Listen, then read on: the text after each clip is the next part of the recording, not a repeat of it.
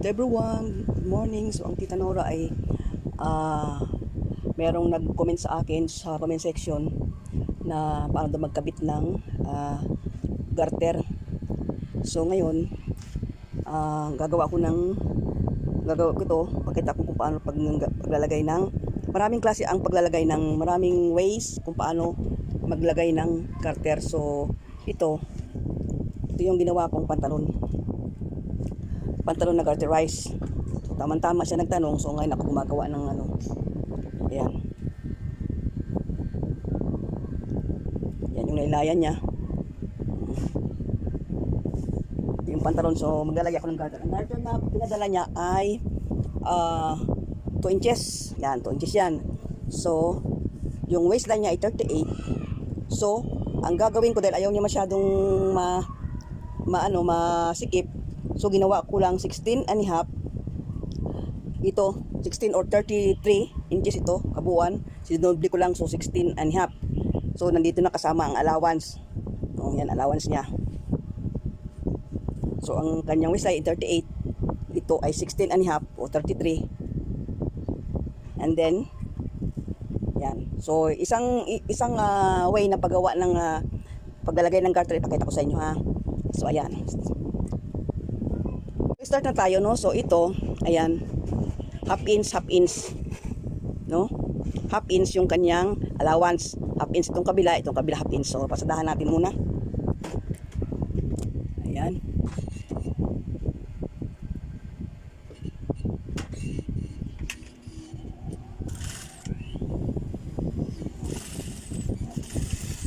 So ayan, pasadahan na natin, no? Ayan. So ang pasada ganyan, oh. Ayan, oh.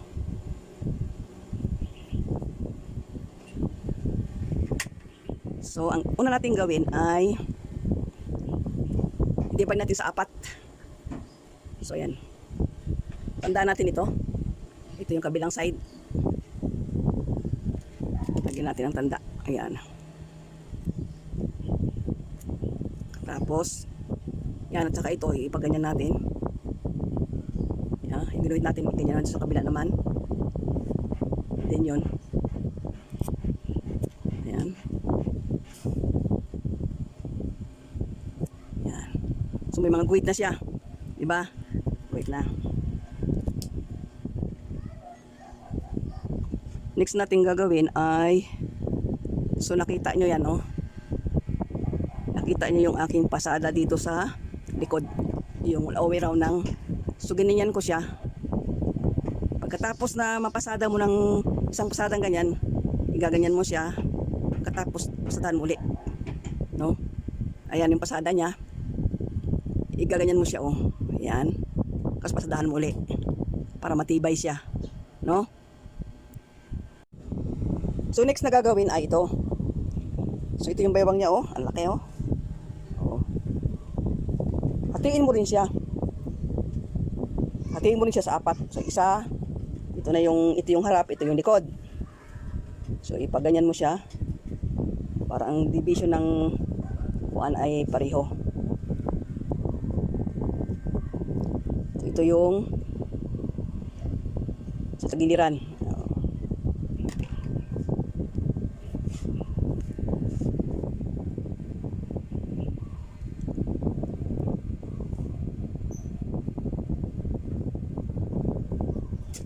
Yan.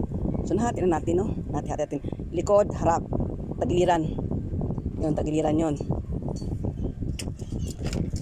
Next natin gagawin sa likod. Ayan, sa likod.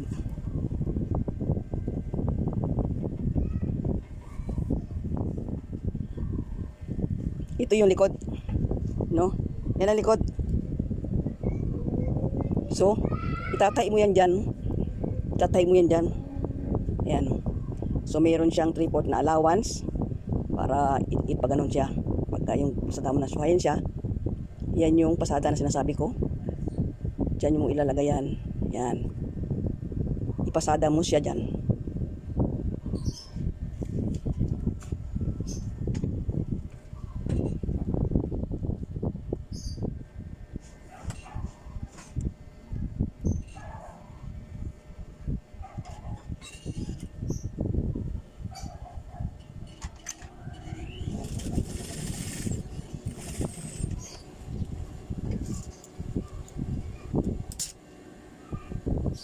Tapos pag ano mo yan, igaganyan mo na siya, oh.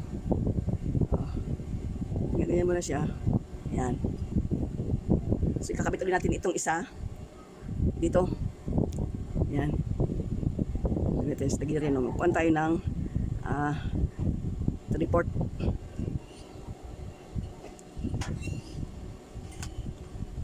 So, para even ang kanyang ano. So, ito sa isang araw ano na kunin kung ano pa yung iba, ha. So, ito lang muna. Ay, busy ang lola, may ras. Ganun din doon. Kabit natin yan doon. Yan. So, naikabit na natin, no? Oh. Sa 2, 3, 4. So, ayan na siya. Ayan na siya. After nyan, oh. Tingnan nyo, ha. Yan nakakabit dyan. Oh. Katapos, gaganyan nyo siya.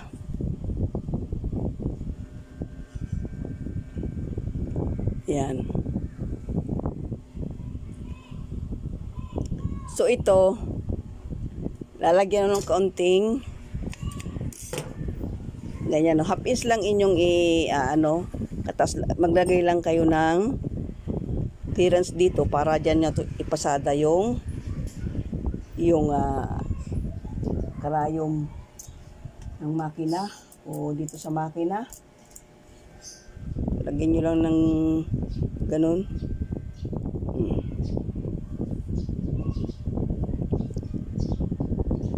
So, ganun din yan, no? So, ayan siya. Dito, ganun din. Lalagyan nyo ng pin dahil doon isagad nyo dito. Ayan, o. Isagad nyo dito. Dito, wag nyo isasagad. Magtira kayo ng half centimeter or 1/4. Yan.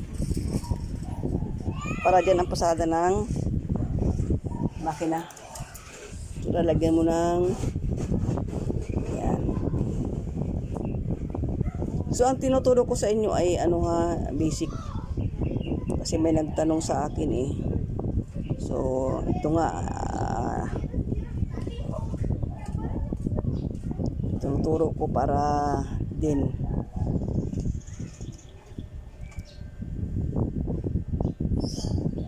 yan.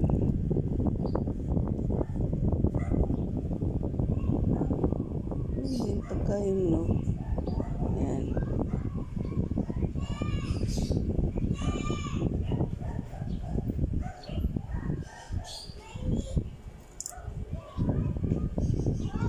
So, inaano ko lang sa inyo, ha, para madali inyong masundan. Ayan. O kaya kung gusto nyo naman, para maaluran kayo, ihilbanan nyo ito.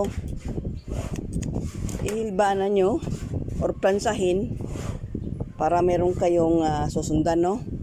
Ayan. Ganda kung meron kayong ganito. Yan. Iipod nyo lang ito dito sa kabilang tabi para pagkakuan tamang-tama dyan, oh.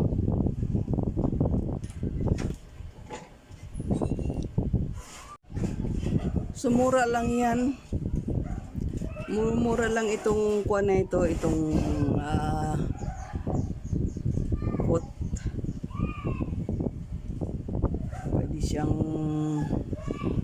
Pwede siyang pang i-adjust mo ito, pwede dito sa gitna, pwede dun sa tabi, pwede dito sa kabilang tabi.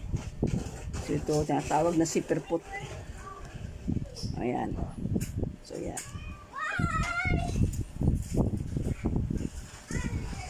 So, hindi ko alam kung saan banda dito ang likod. Ay, ito pala ang likod. So, doon tayo sa likod mag-umpisa.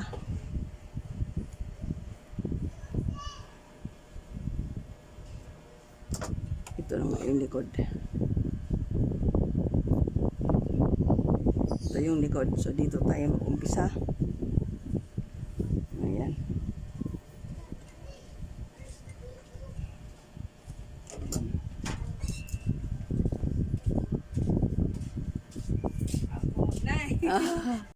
So, ang system niyan, ganito ha. Paano kahirap, di ba? Ganyan siya. Ganyan. Ipa-flat mo siya. And then ito. Yan. Flat mo siya. Yan, technique yan ha. I-flat. O, pasadahan mo na.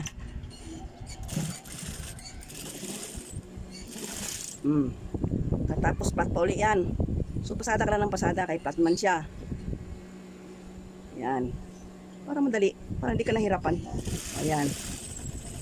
Ngayon, kulubot na siya doon na, no? Hilain mo siyang pag ganun. Yan. Oh. So dito na naman, yung pinasadahan na yung kulubot doon, no? Iinipin mo doon. So hilain mo papunta doon. So ito naman, flat na naman. So ganyan mo siya. Yan. Para hindi ka hirap na gawa ng garter Oh, yan. Oh, di ba? Oh. Di ba ganda?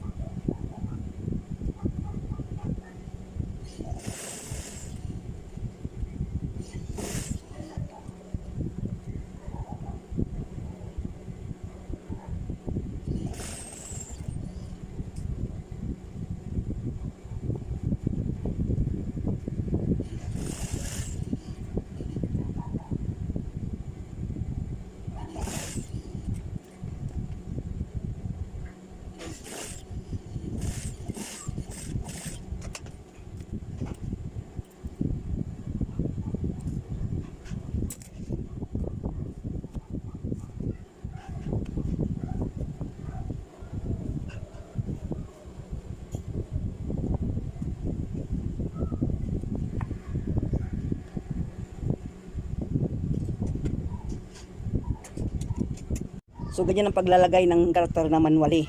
So merong garter machine. So wala naman tayo. Kung wala ka, di ganito lang. So ito tinuturo ko yung paano paggawa para pantay siya. No, hanggang dito na lang. Bye for now. God bless everyone. Have a good day. Isa lang ito sa mga tips kung paano paglagay ng garter. Marami pang iba. So abangan nyo ang paggawa ko ulit.